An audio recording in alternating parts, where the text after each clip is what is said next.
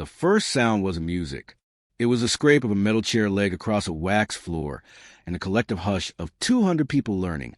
All at once, that silence can be louder than noise. Garnett Elementary's auditorium, half stage, half cafeteria, held its breath. Fluorescent lights hummed. A banner painted by fifth graders sagged from a staple. Spring Talent Show, 1963. The curtain trembled as if it, too, had nerves. Somewhere in the back, a baby coughed. On stage, a microphone waited like a question mark. Then a boy smaller than the mic, Stan, stepped into the light. He wore a white shirt with sleeves a shade too long and Sunday shoes that had been somebody else's before they were his.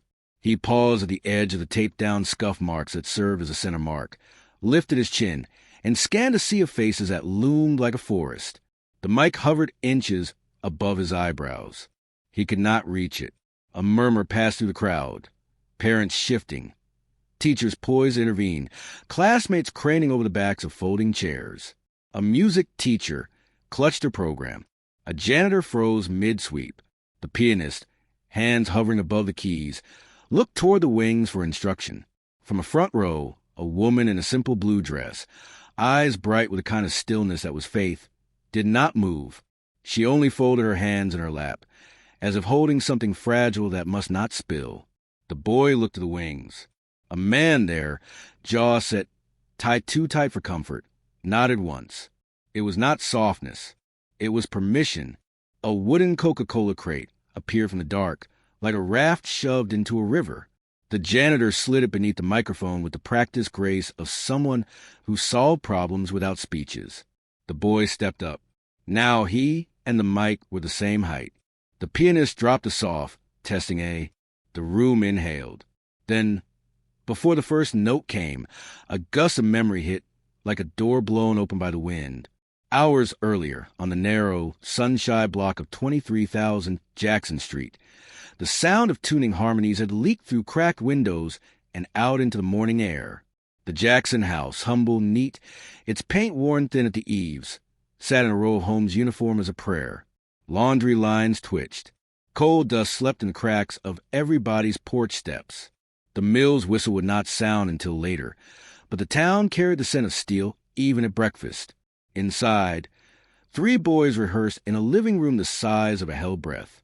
A couch pushed against one wall, a coffee table nudged aside like an apology, a rug rolled up so nobody would trip. Jackie, 12, lanky, the line leader, kept time by tapping his heel. Tito, 10, the quiet engineer, listened with his head tilted, fingers twitching as if they wanted guitar. Jermaine, 9, sweet voice and proud, sang lead with concentration that wrinkled his brow. A cardboard metronome ticked on the end table. Over everything, the steady presence of Mother moved in and out like a melody only the house knew. A small boy, 5, stood in the doorway, invisible until he wasn't. He had a habit of disappearing into corners and then startling you with a question, so precise it was as if he'd been living inside your thoughts. While the older boys chased pitch and blend, he chased something else. He watched. He learned with his whole body. "Again," said Joe Jackson from the kitchen, voice blunt as a hammer. From the top, they began climb every mountain. Choir music transposed to the limits of a living room. Midway through the first verse, the sound faltered. Jermaine coughed. It wasn't a little cough. It was the kind that ended plans. Catherine turned from the stove, a wooden spoon in her hand, and a prayer unspoken behind her eyes. She crossed the room in 3 steps, pressed the back of her fingers to Jermaine's forehead, and frowned. The boy's cheeks glowed with fever. When he tried to sing again, the note came out shredded. "I told you this morning," she said gently. "We'll see the doctor."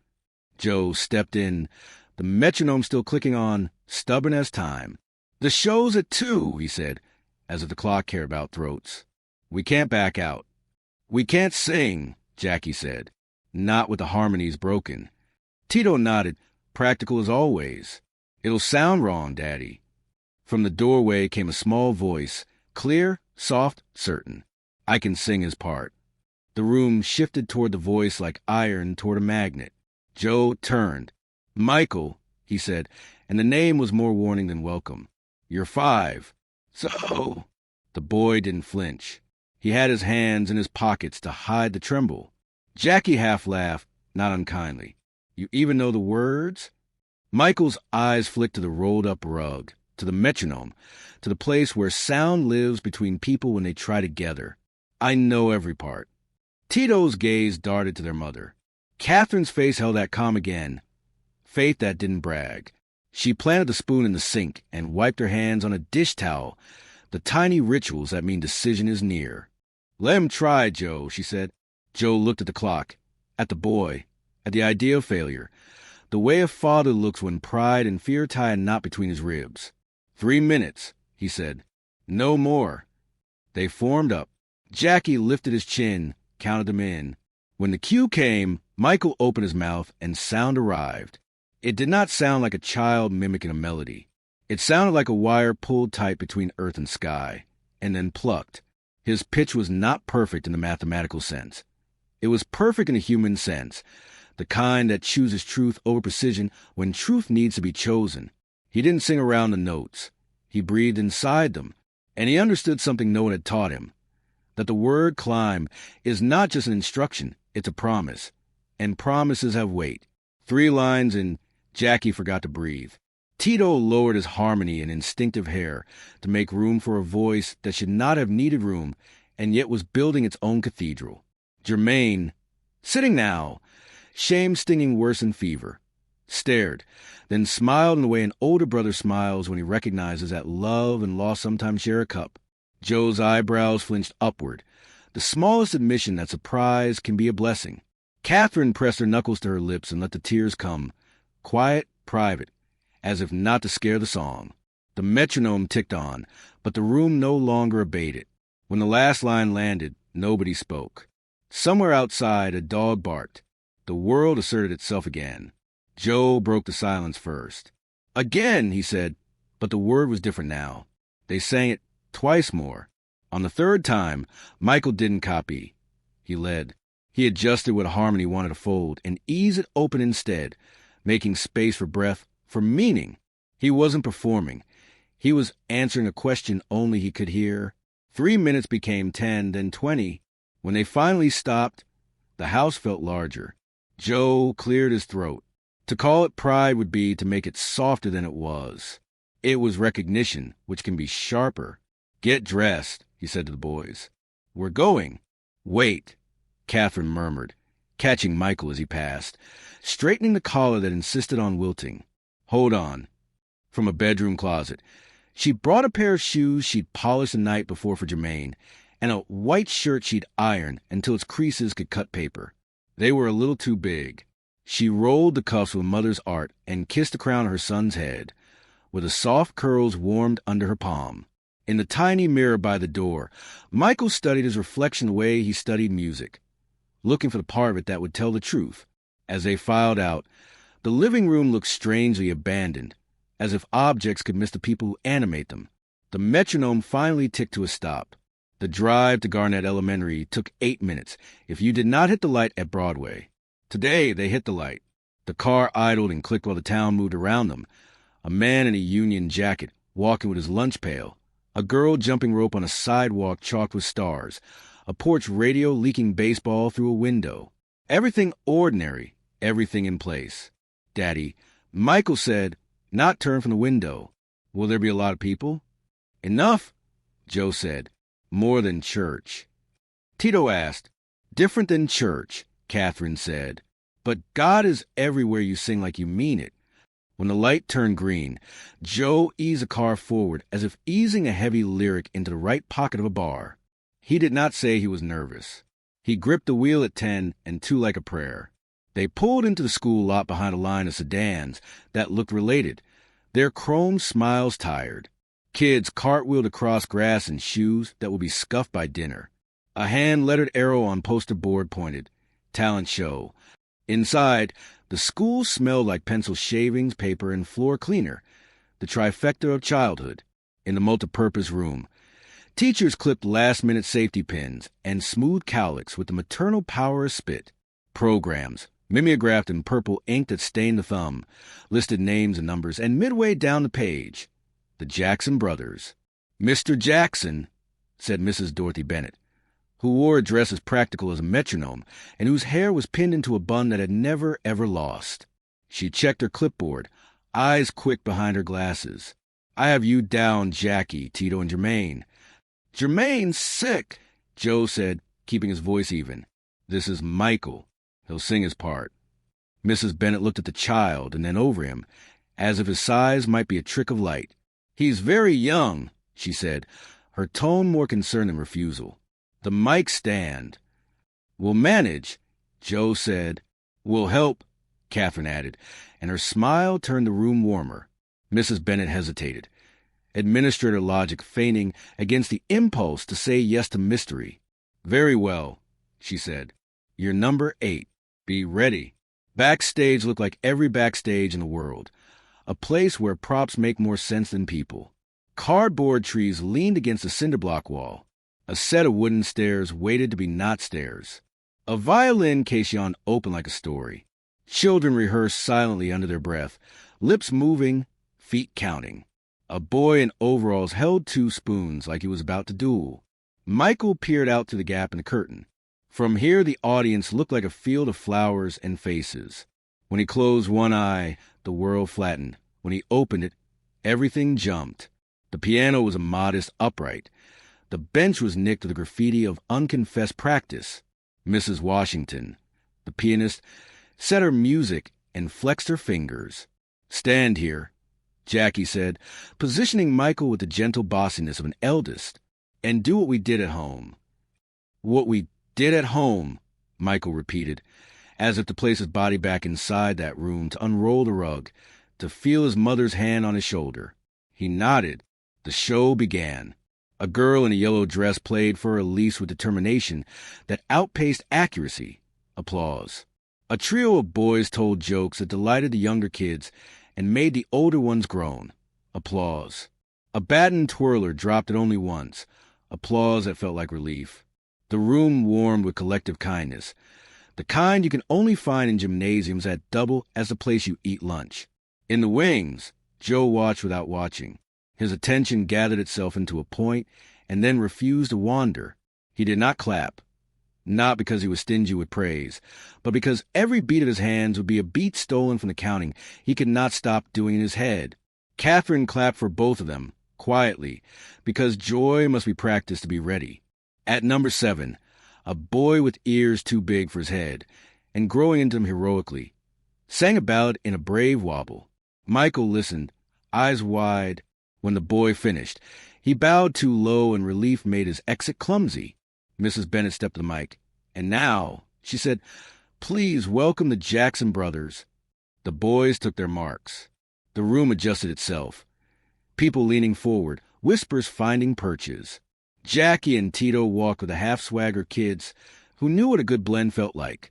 Michael came last, small, careful, carrying something nobody else could be trusted to carry. When he reached center, the problem announced itself. The mic stand, lowered as far as it would go, it still hovered like a teasing star. Michael stared at it without fear or complaint, as if measuring the distance between a need and a solution. Before anxiety could multiply, Mr. James Crawford, the janitor in his blue shirt with his name stitched over the pocket, as if officially, forever James, strode from the side carrying a wooden Coca-Cola crate with fading red letters. He placed it beneath the mic with the calm of a man who had fixed 1,000 small disasters and would fix 1,000 more. "Here you go, little man," he said, just for Michael to hear. Michael stepped up and discovered the world at new altitude. The crowd made that sound people make when they recognize kindness, the "oh" that lives between sympathy and pride. Mrs. Washington laid her hands on the keys and gave him the opening bars like a ladder. Jackie began. Tito joined. The harmony fitted over the melody like a careful hand over a small one. The song moved forward with the trust of something practiced, and the practiced part of the room relaxed. Michael waited. The moment that belonged to him arrived as softly as a breath before a candle. He closed his eyes. It was not that he was nervous. It was that the room was too full of looking, and he needed to be where the song was. He found the place inside himself that held the line. He remembered the living room and the metronome and his mother's kiss landing on his hair like a benediction. He remembered how the word climb tastes in the mouth when you mean it. He opened his mouth, and the story leapt back again, a final step, as if destiny insisted on being seen from one more angle before it arrived. Earlier still, while Catherine buttoned her dress and the boys polished the toes of their borrowed shoes on a towel laid over the bedspread, Joe had stood alone in the kitchen. The faucet dripped. The clock inched. He had the look of a man staring up at a ladder he couldn't quite see the top of. On the table lay the program from last year's show. The corner creased where his thumb had lived. He thought about steel, the way heat makes it honest, the way it sings when it is struck in the right place. He thought about bills and futures and the long ache that lives in a father's back. He thought about the way his wife had said let him try and how infuriating and holy those words had sounded. When he joined them at the door, he straightened Michael's collar one more time, hands rough and careful. "You do what you did this morning," he said, the words heavier with hope than he'd allow them to be. "Nothing fancy." Michael nodded solemnly, as if he'd been entrusted with a secret too important for chatter. "Yes, Daddy." Catherine brushed a thumb across his cheek. "Sing like you're telling the truth," she whispered. "I always do," he said simply. And that was the last thing before the drive and the lot, and the smell of floor wax and the crate.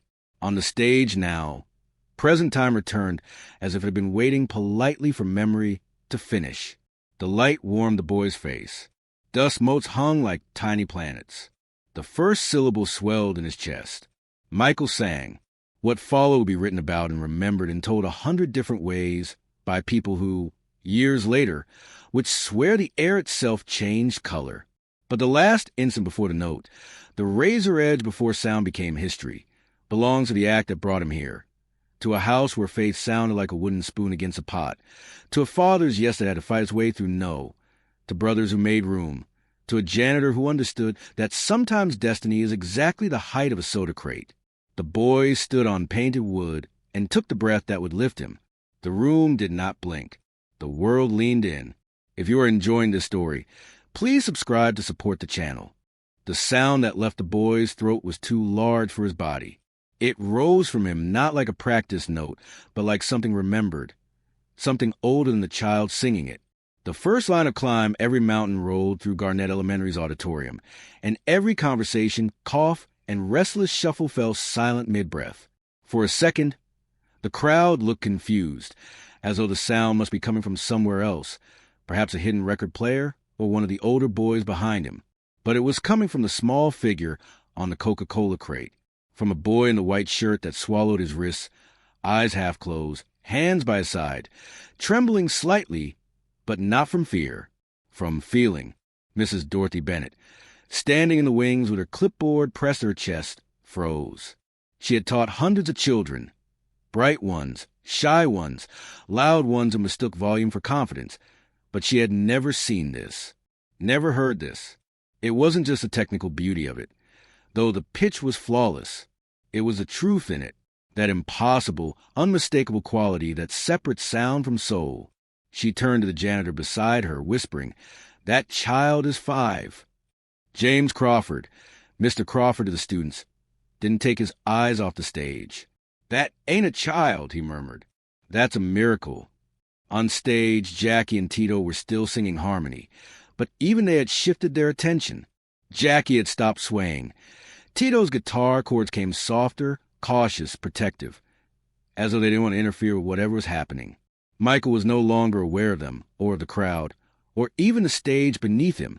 He sang as though he was alone in the living room, singing to the walls, the furniture, and invisible music that only he could hear. Climb every mountain. Each word rang with the weight of something much larger than ambition. The purity of his tone filled the wooden beams of the ceiling and rolled across the heads of every teacher and parent like wind over a wheat field. A woman in the second row covered her mouth. Her husband, a steel worker with hands calloused from 30 years at the Gary Works, felt his throat tighten and didn't understand why. He would later tell friends at the plant, "I don't cry for music, but I cried that day." Katherine Jackson sat in the second row, clutching her purse with both hands, as though it were the only thing tethering her to the earth. Her lips trembled, not from fear but from awe. She had always known Michael had something, But this was different. It wasn't the voice alone. It was how he carried it. The reverence, the gentleness, the way he tilted his head, as though listening to an orchestra no one else could hear. Joe Jackson, standing at the back of the room with his arms folded, tried to look unmoved, but his jaw twitched.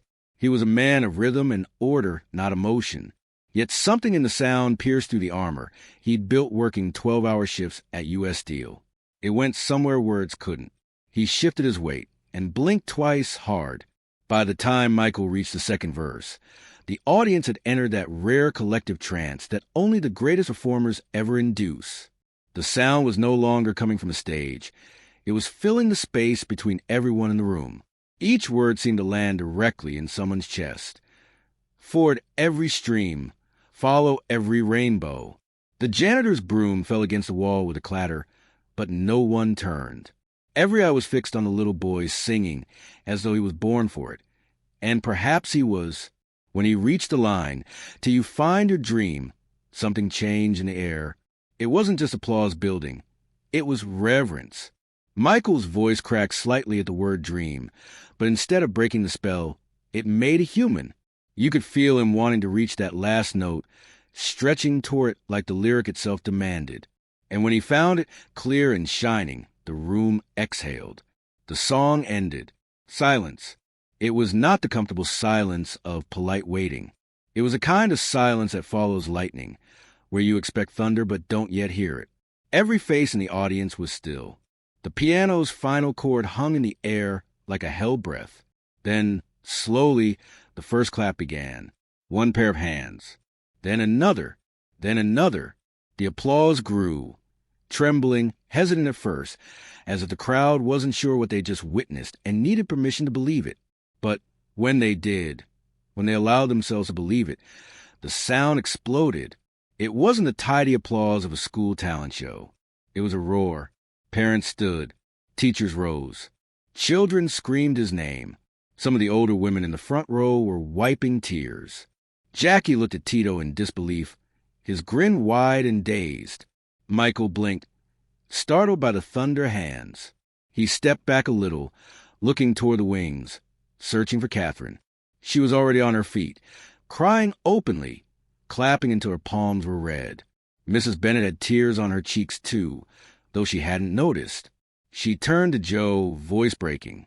"Mr. Jackson, your son, he's something special." Joe's answer was quiet, almost reverent. "Yeah, he is." The applause didn't fade quickly. It went on 10 seconds, 20, a full minute. Long enough for the next act, a nervous sixth-grade violinist, to stare in terror at the curtain, knowing she'd have to follow that. On stage, Michael stood uncertainly, unsure what to do with so much noise aimed at him. He looked at Jackie, who gave him a little push and whispered, "Bow, dummy." Michael smiled shyly and did, his small body bending in half, the gesture awkward but sincere. The crowd cheered even louder. He stepped down off the Coca-Cola crate and waved. Then, in a burst of instinct, he reached out and took the hand of the janitor who had given him the crate. The audience saw it. The gesture, simple, pure, unplanned, sent another wave of applause rolling through the room. After the show, the chaos began. Parents rushed up to the Jackson family. Teachers, administrators, and church leaders all seemed to appear at once. Someone pressed a card into Joe's hand. A choir director, a music instructor, a local radio man. Everyone wanted to talk about the boy. That voice. 5 years old. He should be in the church choir immediately. Have you thought about lessons? He has a gift. Catherine smiled through her tears, answering with grace, while Michael clung shyly to her skirt. He didn't understand what everyone was saying. Not really. To him, it had just been singing. Something he'd done 100 times at home. But now everyone was staring, and it made him feel strange, both proud and small. Joe tried to sound calm, nodding at the compliments, shaking hands. But behind his eyes, gears were turning. Plans were forming. Mrs. Bennett approached, holding her clipboard like a holy text. "Mr. and Mrs. Jackson," she said softly, "you got something rare. I've been teaching for over 20 years. I've never seen a child sing like that, never with such emotion. He doesn't just sing the words. He feels them. Catherine nodded. He's been like that since before he could read. He listens to songs and just learns them. Mrs. Bennet smiled. You must promise me something. You'll keep him singing, keep him practicing. This boy could go far. Joe nodded, but his mind was already racing beyond Gary. The Jacksons piled into the car after the show, still buzzing from energy. Jackie and Tito were laughing, replaying moments from performance, arguing good-naturedly about who missed what note. Michael sat between them, quiet. He stared out the window, watching the city blur by, streetlights reflecting off the glass like tiny stars. The roar of applause still echoed in his head. It had been so loud it almost hurt, but in a good way. He looked up at his mother. "Mama," he said softly, "why were people crying?" Catherine turned, her eyes gentle. "Because you made them feel something, baby. That's what real singing does." "Did I do good?" She reached back and cupped his cheek. "You did more than good. You showed them your heart." Michael smiled faintly and looked back at the window. It felt like the song was bigger than me. Catherine's hand lingered on his shoulder. That's how you know it's special. At home, when the house was finally quiet and the boys had gone to bed, Catherine found Joe still sitting at the kitchen table, staring at nothing. The Coca-Cola crate sat beside the door, scuffed from the day's use. Catherine poured 2 cups of coffee and set one in front of him. "You've been quiet," she said softly. Joe rubbed his jaw. "That boy, he's different. You heard them out there. We can't waste that." Catherine smiled tiredly. "I know, Joe, but he's 5. Let him be a child for a while." "He can still be a child," Joe said, eyes sharpening. "But he's got something most folks never get. Something worth working for." Catherine looked down at her cup. Working for, yes, but not losing himself for. Joe didn't answer, but his silence said enough. Upstairs, Michael lay awake in bed, staring at the ceiling. The faint hum of the mill in the distance sounded like applause if you listened hard enough. He replayed the performance in his mind. The lights, the faces, the sound that came from somewhere deep inside him. He didn't know why people had cried or why they'd clapped so long. All he knew was that when he sang, something opened up inside him, something that felt both like home and like flying. He whispered the lyrics again, barely audible. "Climb every mountain." His voice was small now, private. But even alone in the dark, it still carried that strange, luminous quality that had made the room hold its breath. Downstairs, Catherine paused at his doorway. She didn't interrupt. She only listened for a moment, just long enough to hear the last line. Then she smiled, turned off the hallway light, and let the night have him. The next morning, Gary woke up gray and cold. Rain tapped on the windows of 23,000 Jackson Street. The house smelled of coffee and soap. Michael sat at the table swinging his legs while Catherine fried eggs. Joe came in holding the morning paper, folded under his arm. "You won't believe this," he said, dropping on the table. A small article on page 3. Local talent show shines with young star. Below it, a single line. 5-year-old Michael Jackson stunned the audience with performance beyond his years. Catherine's hand went to her mouth. "Oh, Joe." Michael tilted his head. Reading the words he could sound out. "They put me in the newspaper?" Joe smiled, a rare, real smile. "Yeah, son, looks like they did." Michael blinked, wide-eyed. "Does that mean I'm famous?" Joe chuckled. "Not yet, but it means you're starting something." The phone started ringing that week. Local churches, community fairs. One call from a small radio host who'd heard about the boy from the talent show. Joe took every call. Catherine worried quietly. And Michael? He just kept singing. Each morning, while his brothers practiced, he'd hum under his breath, finding the places where songs lived inside him. He didn't understand the words career or future. He only knew that when he sang, people listened, and something in the world seemed to shift just slightly toward light. Weeks later, Mrs. Bennet visited the Jackson home with a framed photograph. It was a black and white image taken by the school photographer. Jackie and Tito standing tall, Michael barely visible between them. his eyes closed mid-song, standing on a now legendary Coca-Cola crate. "I thought you might want this," she said, handing it to Catherine. "For when he's older." Catherine traced the frame with her fingers. "Thank you. He'll want to remember this." "Oh, I think the world will remember it," Mrs. Bennet said softly. As the day faded into evening, Joe carried the crate into the basement and set it beside his old guitar. He ran his hand over the faded red paint. He wasn't sentimental by nature, but he kept it anyway. Something about it felt sacred, like the start of a story he didn't yet know how to tell. And upstairs, in a room shared by 5 boys, little Michael whispered a quiet promise to himself. "If I can make them feel that way once, I can do it again." He didn't know it then, but that whisper was the first spark of fire that would one day light the entire world. Because on that ordinary spring afternoon in Gary, Indiana, a 5-year-old boy had done something extraordinary. He had stopped time, and in that silence between his last note and the thunder of applause, the world had, unknowingly, met its future legend. The next morning smelled of rain and steel.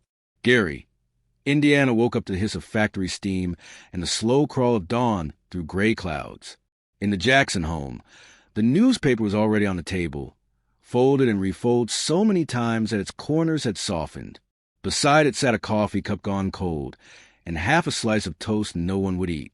The small article was barely large in the photograph, just a few sentences printed between ads for grocery sales and mill announcements, but it shimmered with quiet importance. Local talent show shines with young star. 5-year-old Michael Jackson astonished the audience with performance far beyond his years. That line would outlive the paper itself. The house that hummed. Downstairs, Catherine moved to the kitchen like someone learning the rhythm of a new song. Every so often she'd pause, stare out the window at the drizzle, and smile without realizing it. Michael sat at the table, his legs too short to touch the floor, swinging in a slow rhythm while he buttered his toast with exaggerated care. The family's small radio crackled with a gospel station, the kind that filled the air like incense. "Baby," Catherine said, "you ready for school?" "Yes, Mama." He looked up. "Will the people there know about the song?" "Maybe," she said. "You just be polite if they do." He nodded solemnly, as though preparing for fame were an assignment to be completed neatly. From upstairs came the thud of footsteps. Jackie and Tito, getting ready for school, arguing over whose turn it was to carry the books, while Jermaine croaked out warnings from his sickbed that they'd better not mess up the guitar strings. And over all of it, there was a faint hum of something unseen, potential, the kind that shifts a house's air pressure before anyone understands why. A father's calculation.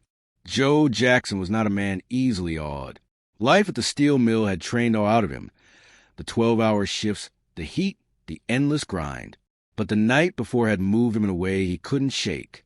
He had watched his youngest son, barely out of babyhood, hold a room of grown adults in complete silence, then make them weep. It wasn't luck. It wasn't novelty. It was power. And power, Joe understood, could be harnessed. That morning, he sat at the kitchen table long after the children had gone, staring at the phone as if it might ring simply because he wanted it to. He turned the newspaper, clipping over in his hands. He didn't see fame yet or fortune, or crowd screaming a name. He saw something simpler. Escape. From the mill. From debt. From the narrow world of Gary's working-class neighborhoods. He whispered to himself, "That boy's the ticket." Then, as if ashamed of how the word sounded, he said again more softly, "That boy's a gift." The ripple. By Wednesday, word had spread. Gary was a small town with a long memory and a short attention span, but certain stories stuck like gospel verses.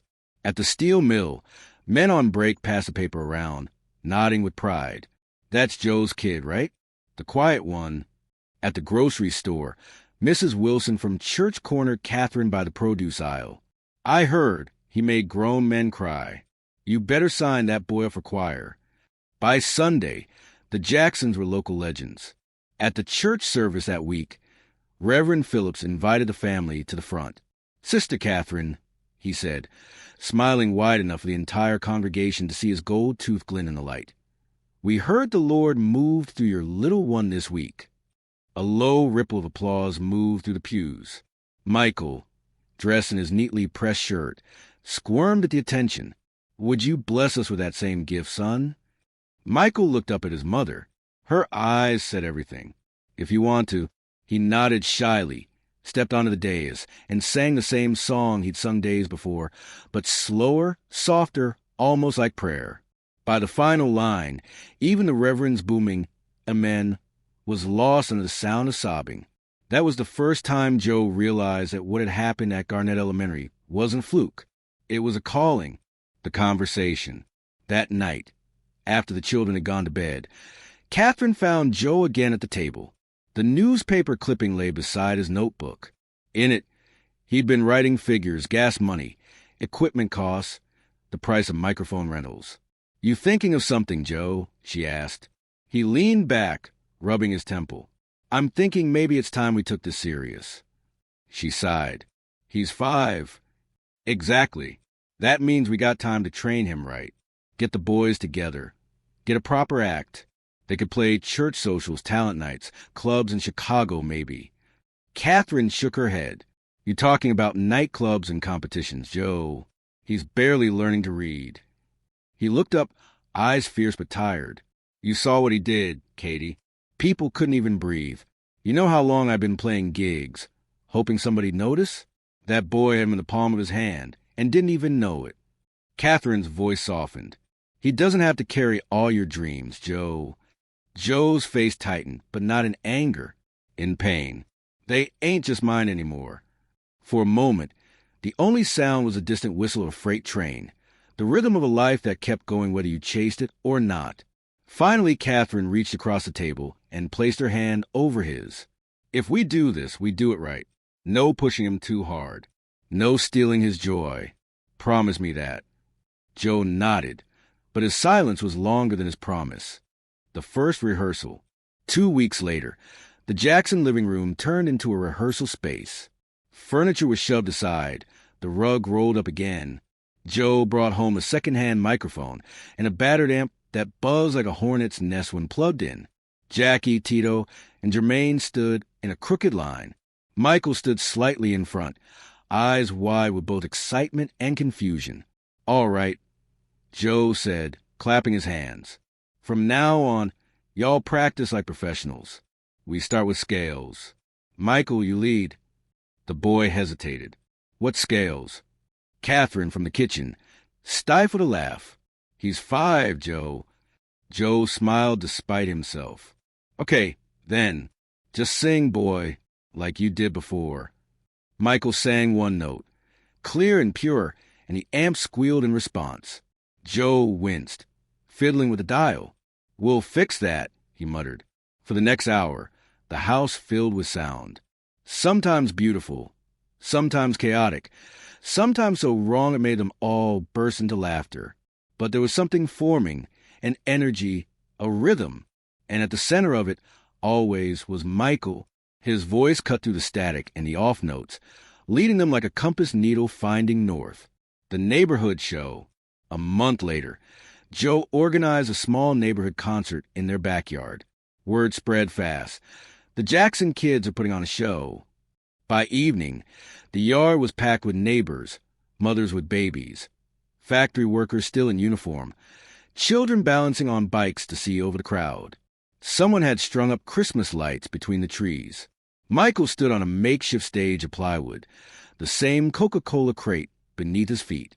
His brothers flanked him, each holding a borrowed instrument. When they began to play, laughter turned into surprise, then silence, then applause. They weren't perfect, but they were good, better than anyone expected from children. And when Michael sang, even the crickets seemed to hush. Afterward, an older man from down the street approached Joe. "You've got something there, Jackson," he said. "You get them into the right club, they'll bring the house down." Joe shook his hand. "That's the plan." From the porch, Catherine watched Michael accept a paper plate of cookies from a neighbor. He was smiling, but there was a strange exhaustion behind his eyes, the same kind she'd seen in singers at church who poured too much of themselves into their songs. She whispered prayer under her breath. A boy in his reflection. Later that night, after everyone had gone home, Michael wandered into the living room. The lights were off, and the faint reflection of the moon shimmered on the window pane. He stood in front of it, studying his reflection, the small frame, the round face, the curious eyes that seemed to hold more years than they should. He lifted his hand and mimed holding a microphone. Quietly, he sang again, "Climb every mountain." The echo came back to him from the glass, smaller and sadder. He smiled anyway. Behind him, Catherine appeared silently in the doorway. "Can't sleep?" He turned, embarrassed. "I was just practicing." She knelt beside him, her voice gentle. "You don't have to practice every night, sweetheart." "I like it," he said. Then after a pause, "When I sing, people listen. It makes them happy. It makes me feel big." Catherine's throat tightened. "You are big, baby, just not in size." He leaned against her, small and warm. "Daddy said we might sing at other places." She hesitated. "Would you like that?" He nodded. "Only if you're there." "I'll always be there," she promised, though even as she said it, she felt the uneasy flutter doubt that every mother feels when she realizes her child is destined for a world she can't protect him from. The first trip outside Gary. By autumn, Joe had the group booked at a small club in nearby East Chicago. It was a family night, which allowed underage performers. The boys wore matching vests that Catherine had sewn from leftover fabric. They were nervous. Jackie pacing, Tito tuning, Michael unusually quiet. "Remember what I told you," Joe said before they went on. "Smile. Keep time. No fooling around." When the curtain parted, a murmur ran through the audience. For kids, the youngest barely taller than microphone, it looked like a gimmick. Then the music started. They sang "My Girl."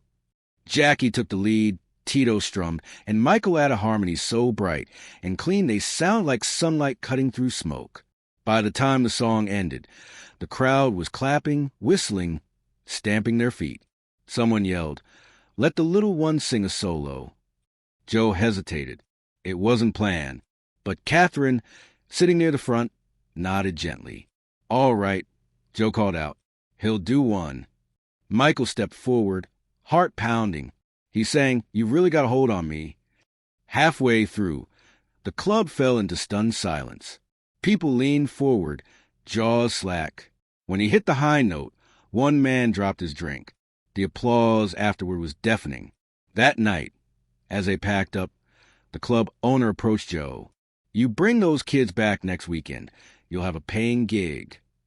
Joe nodded, trying to hide the tremor in his hands. Outside, Michael held his mother's hand and looked up at the night sky. "Mama," he whispered, "I like it when they clap." "I know, baby," she said softly. "Just remember, it's the singing that matters, not the clapping." He nodded as though he understood. But inside, something new had awakened. The intoxicating pull of being seen. The seed of destiny. Over the next months, the Jackson brothers became local favorites. Every performance drew bigger crowds. Joe began calling them the Jackson Family Five. Michael grew more confident, more precise, more magnetic. He learned how to move, not because someone taught him, but because rhythm lived inside him like breath. One night, after another small-town show, a woman in the audience approached Catherine. "That boy," she said, shaking her head. "He's got a light around him. You can't teach that." Catherine smiled, but her eyes were far away. The night of realization. It was late December when it hit Joe full force. They had just finished performing at a local high school Christmas concert. The audience had given them a standing ovation, and someone had whispered about getting them on a Chicago radio show. Backstage, as the boys packed up, Joe sat alone for a moment, listening to them laugh. He thought about the mill, the endless clang of metal, the heat, the hopeless repetition, and then about this laughter, applause, possibility. He looked at the smallest of them, Michael, still holding the same Coca-Cola crate. They carried everywhere just in case. And for the first time, Joe smiled without calculation. "We're going to make it," he murmured. Epilogue of the act. That night, after everyone was asleep, Catherine found the crate sitting beside the fireplace. A faint shimmer of dust caught the light from the street lamp outside. She picked it up, ran her hand over the red paint, and whispered, "This is where it started." Upstairs, Michael dreamed, not of fame, not a crowd, but of lights and sound and the way it felt when people listened. He dreamed of singing again and again and again. And somewhere beyond that dream, beyond the edges of childhood and time, the world itself seemed to hold its breath, waiting for the moment when that tiny spark in Gary, Indiana, would grow into a blaze that would change music forever. The sound of footsteps became the metronome of their lives. Wood floors, basement concrete, club stages, school halls. Everywhere the Jacksons went, rhythm followed, and the smallest feet, the ones that had once needed a crate to reach a microphone, were now leading the beat. By 1965, the family's evenings had a new religion. Dinner, dishes, then rehearsal. Every night, the basement that became a dream. The basement of 2300 Jackson Street was a world apart from the gray steel mills above it. The low ceiling sweated with heat from bare bulbs. The walls were scuffed from the scraping of chairs and amplifiers. The air smelled of dust, sweat, and something electric, the kind of energy that clings to places where art is born. Again, Joe Jackson barked, clapping his hands to mark the tempo. "Jackie, stay on harmony. Tito, you're early on that downbeat. Michael, you gotta hit that turn clean. No slouching." The boys, slick with sweat, nodded and started again. It wasn't cruel, not yet, but it was relentless. Michael's small body mirrored the rhythm like water remembering a shape. His voice didn't strain. It soared. But his eyes, half lidded from exhaustion, told the truth that his mouth refused to. At the top of the stairs, Catherine listened, folding laundry she didn't remember starting. Each note that rose from below was beautiful, but it was a beauty that cost something. When Joe's voice grew sharper, she closed her eyes. "Lord," she whispered, "keep them together. Don't let this turn hard." First taste of fame. The Jackson Five, though not yet called that, began to travel. School events turned into club bookings. Club bookings turned into contests. Their first real trophy came from a local talent competition at Roosevelt High. The audience had come for laughs, a group of neighborhood kids performing against grown acts. But when Michael took the stage, even the lights seemed to change color. He sang My Girl again, but this time with a rhythm and conviction that felt like something new, something halfway between church and electricity. When the applause came, it wasn't just local pride.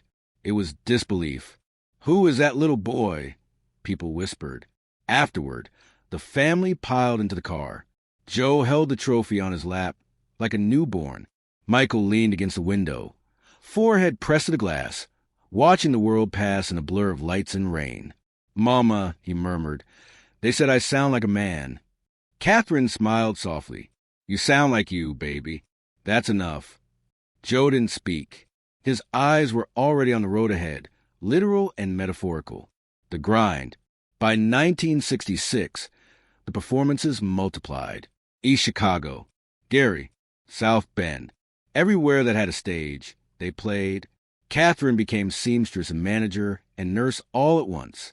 She hemmed sleeves, pressed vests, packed lunches in paper bags, and rubbed liniment into Michael's calves when he complained they ached after long nights of rehearsing choreography. He was 7 years old. "Daddy says we have to practice," he'd say through a yawn. Catherine would answer, "You also have to rest if you want to sing forever." He'd nod, promised a nap. Then 10 minutes later she'd hear faint humming from his room. The same melody over and over, perfection hunted like prey. Sometimes, after the house went quiet, she'd peek through the crack in his door. Michael would be standing in front of the mirror, copying James Brown moves from the television, shadow dancing with the intensity of someone twice his age. She never stopped him, but each time she watched, a small ache bloomed in her chest. The family as a machine. To outsiders, the Jacksons were a marvel. 5 brothers, harmonizing like angels, moving in sync like clockwork. But behind closed doors, the rhythm came with rules. Joe timed rehearsals to the second. If someone missed a cue, he stopped the music and started the lecture. If you want to be great, you don't stop when you're tired. You stop when it's right. There was love in him, Fierce, protective, but it came wrapped in steel. Catherine saw it, even when others didn't. She saw the line between discipline and pressure blurred, how Joe's pride in his sons sometimes sounded like fear. Fear going back to Mill, fear being nothing again. One night, after a long rehearsal, Michael fell asleep on the basement floor, curled around his microphone like it was a blanket. Joe found him, sighed, and instead of waking him, carried him upstairs. Catherine watched in the doorway as Joe tucked the boy into bed. In the dim light, Joe's face softened, the father peeking through the manager. "Look at him," Catherine whispered. "He's still just a little boy." Joe nodded, brushing a curl from Michael's forehead. "Yeah," he said quietly, "but he ain't gonna stay that way." The taste of Chicago. The first real turning point came with Chicago. Joe had heard about a club on the South Side called Mr. Lucky's, a place where Motown hopefuls performed before scouts came looking for fresh talent. It was risky, smoky, loud, not exactly fit for children, but opportunity doesn't wait for convenience. That Saturday night, the Jackson 5 stepped onto that stage for the first time. The crowd, jaded from countless acts, paid little attention until Michael opened his mouth. He sang "Who's Lovin' You," his small hands gripping the mic, his voice sliding between notes with the ache of someone who'd lived the heartbreak he was singing about. By the final line, the club was dead silent. Then a man at the bar whispered, "That kid's possessed by music." After the show, Joe collected a handful of business cards. Club owners, DJs, promoter or two, and one name he didn't yet recognize, Bobby Taylor. He pocketed it. Later, it would lead to Motown, the Double Life. As their bookings grew, so did the secrecy. During the day, Michael went to school like every other kid. He doodled in notebooks, daydreamed during math, whispered jokes to classmates. But at night, he became someone else entirely. The tiny frontman of a tightening, dazzling act that could stop rooms cold. He loved it. He also feared it. The lights felt like fire on his skin, thrilling and overwhelming all at once. Sometimes after shows, he'd sit on the curb outside the venue, knees pulled to his chest, watching people leave. Catherine would find him there, always the last to climb into the car. "What are you doing out here, baby?" He'd shrug, "Just listening." "To what?" He'd smile faintly, the sound they make when they stop clapping. It was a strange thing to say, but it made perfect sense to her. Even then, Michael understood something most adults didn't. That applause fades, and what's left after is a real you, cracks in the rhythm. The Jackson home became a study in opposites.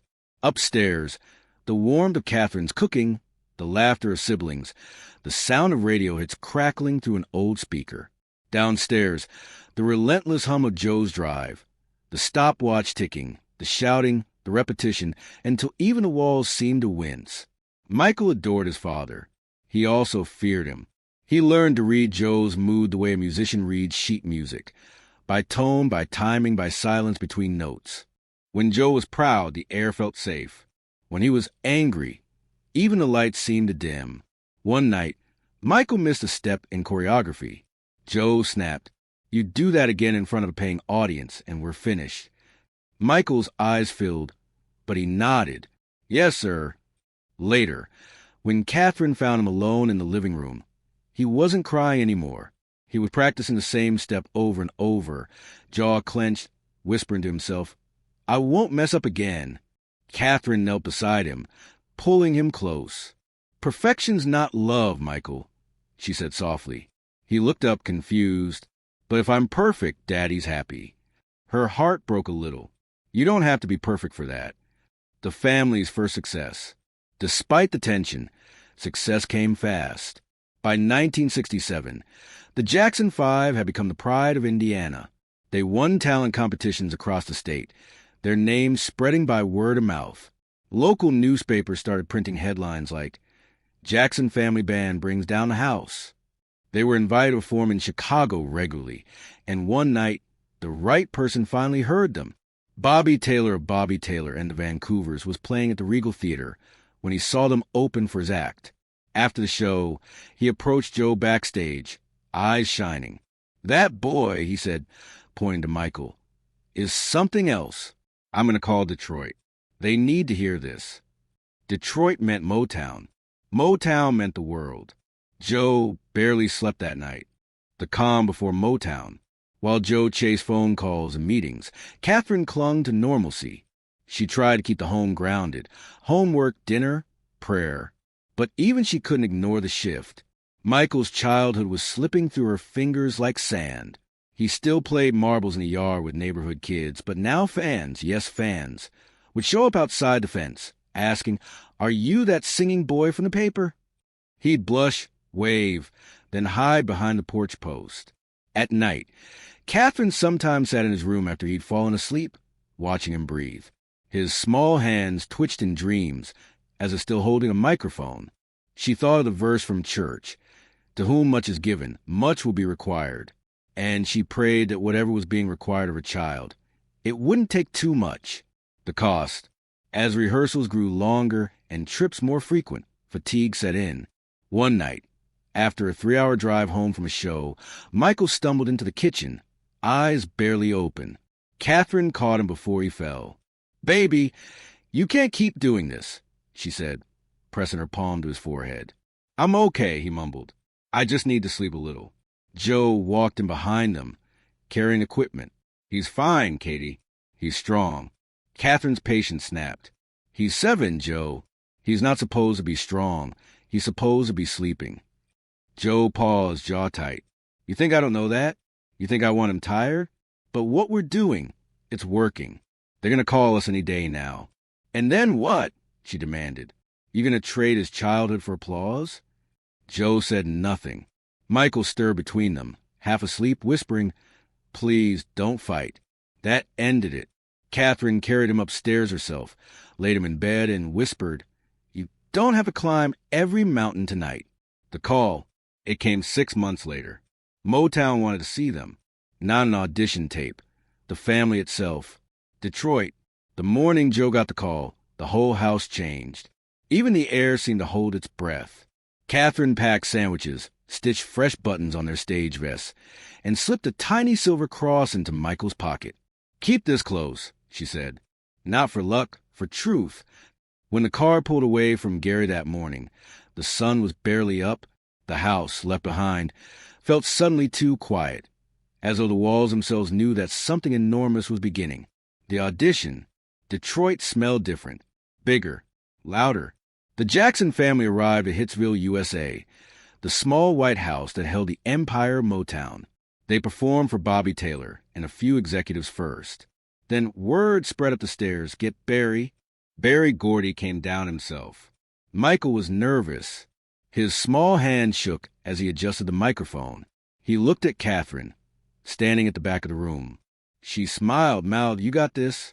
And he did. He sang, "I Got the Feeling." Halfway through, Barry Gordy leaned back in his chair and whispered, "That's it. That's the one."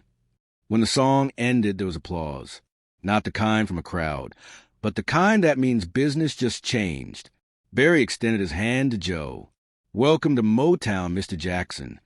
After, that night, in their cheap Detroit motel, the family celebrated quietly. No champagne, no fireworks, just sandwiches and relief. Michael sat on the bed, legs crossed, staring at his hands. Catherine came to sit beside him. "Do you know what this means?" she asked softly. He shook his head. "Not really." She smiled sadly. "It means people all over the world might hear you sing someday." He thought about that, then said, "Do you think they'll like me?" Catherine's answer was slow, tender. "They'll love you, baby. Just don't forget to love yourself, too." Epilogue of the act. In Gary, the Coca-Cola crate still sat in the corner of the basement. Dusty now, its red paint chipped, its purpose long fulfilled. Mr. Crawford, the janitor who once handed it to a little boy on a school stage, would later say, "That box was the first stage of the biggest star the world's ever seen." And in a way, he was right. But for Catherine, destiny wasn't measured in applause or contracts. It was measured in the moments when her son still crawled into her lap after long rehearsals, voice hoarse, whispering, "Mama, sing me something." She would unclimb every mountain, soft and low, and his breathing would even out slow and safe. And she would think, with both pride and fear. The mountain isn't over. It's only just begun. There are moments in life that echo forever, small, fragile things that seem ordinary when they happen, but ripple through time until they shape the world. For Michael Joseph Jackson, that moment began on a wooden crate in the cafeteria of Garnett Elementary School in Gary, Indiana. He was 5 years old, wearing hand-me-down shoes, singing a song about climbing mountains, and he never stopped climbing. The world begins to listen. Detroit.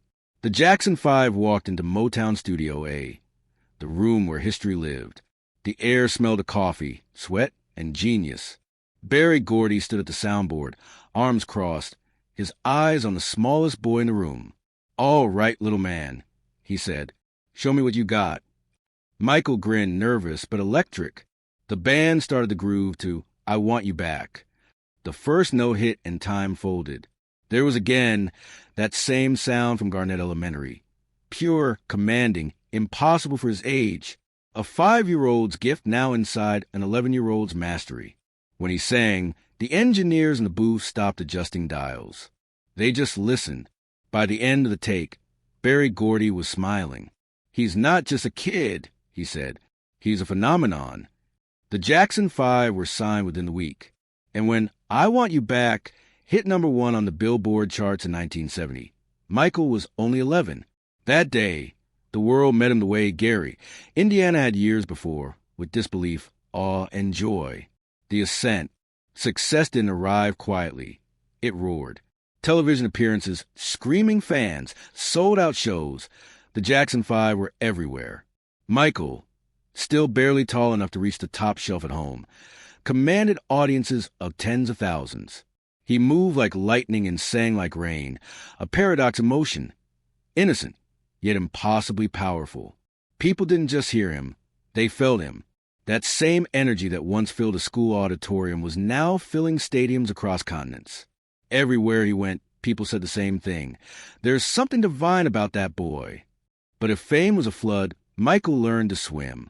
He studied his idols, James Brown, Jackie Wilson, Fred Astaire, and absorbed everything. He wasn't content to just perform. He wanted to transcend. Each rehearsal, each performance, he reached for something higher. The same thing he'd reached for on that crate, a dream just out of reach, made real through song. The man the world called king. As the years passed, the child prodigy became the man who redefined music. From off the wall to Thriller, from bad to dangerous, Michael Jackson didn't just top charts. He invented them. The little boy who sang "Climb Every Mountain" was now standing atop every one. From the moonwalk to glove, from Motown to the world stage, he created not just songs, but moments, each one echoing that first truth he'd learned as a child. When you sing with honesty, people listen. The child who sang to 200 people in a cafeteria was now singing to 100,000 beneath the open sky. And yet, every time he closed his eyes on stage, he was back there again, back to the smell of chalk and floor polish, the warmth of his mother's smile, the janitor's kind eyes, and the sound of that first applause, the thread of humility. Through all of it, the awards, the tours, the crowds, Michael never forgot. Reporters would ask, "When did you know you were destined for this?" He'd smile softly, that same shy smile from childhood. There was a talent show. He'd say, "At my school, I was 5. I stood on a box to reach the mic." And he'd laugh, a quiet, nostalgic laugh. That's when it started. People would chuckle, thinking it was a cute anecdote. But it wasn't cute. It was sacred, because that moment was everything. It was the proof that greatness doesn't begin with spotlights. It begins with belief, a mother's faith, a father's drive, a janitor's kindness, a song that fit a child's soul like destiny. Catherine's reflection. Years later, long after the stages had turned to legends, Catherine Jackson still kept that Coca-Cola crate. It sat in the corner of her living room, a small relic of an ordinary day that became extraordinary. Sometimes visitors would notice it and ask, "Why keep that old thing?" Catherine would smile softly. "That's where it all began," she'd say. "Every song, every show, every dream. It all started on that box." She'd run her hand over the faded red paint, feeling the grooves of age beneath her fingers.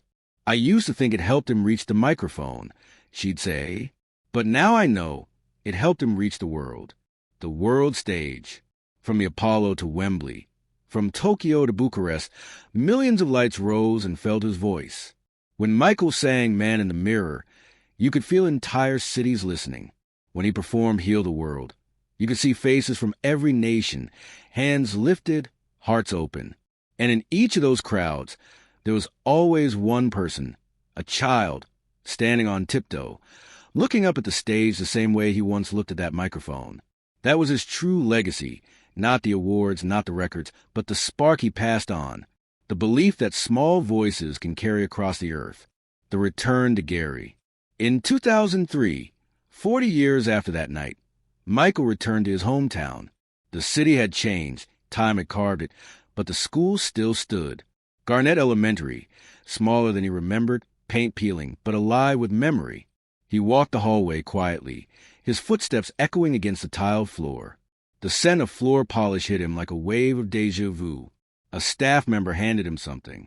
It was the same Coca-Cola crate, restored, polished, its wood gleaming softly. Michael ran his hand over it, smiling faintly. He stood upright, stepped onto it, and looked out over the empty auditorium. For a moment, it wasn't empty.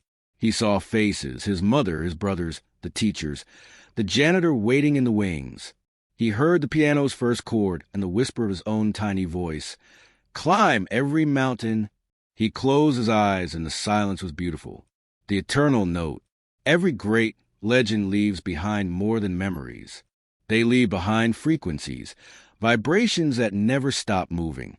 Michael's voice still hums through time, through speakers, through souls, through generations. He didn't just perform. He showed the world what happens when a dream is believed in, not just by the dreamer, but by everyone around them. Catherine believed. Joe pushed. The brothers followed. A teacher listened. A janitor lifted. And the boy climbed. The final image. There's a photograph that sits framed in the hallway of the Jackson family home. It's black and white, edges frayed, taken on May 15, 1963. In it, a tiny boy stands on a wooden crate, eyes closed, mouth open in mid-song, his face tilted toward the light. The microphone towers above him like destiny. And though no one could have known it then, the world was about to change. Because sometimes the biggest stars begin not in arenas or studios, but in school cafeterias, under flickering lights and faded banners. Sometimes a miracle is just a child with a song, and someone kind enough to give him a box to stand on. When people speak of Michael Jackson now, they talk about the records, the moonwalk, the history. But the truest part of his story is still that moment. That first spark of courage in a little boy's chest when he stepped forward and said, I can sing Jermaine's part. That moment changed the world. Because greatness is never born loud. It begins quietly, in kitchens and classrooms and small-town hearts, where belief outshines circumstance. Michael Jackson's story began not with fame, but with faith, and that faith built an empire of sound, a legacy of light. Every concert, every stage, every tear shed by a stranger was an echo of that first day in Gary, when a 5-year-old boy climbed onto a Coca-Cola crate and reached for a dream so big it would carry his name into eternity. If you like this story, please subscribe to support this channel.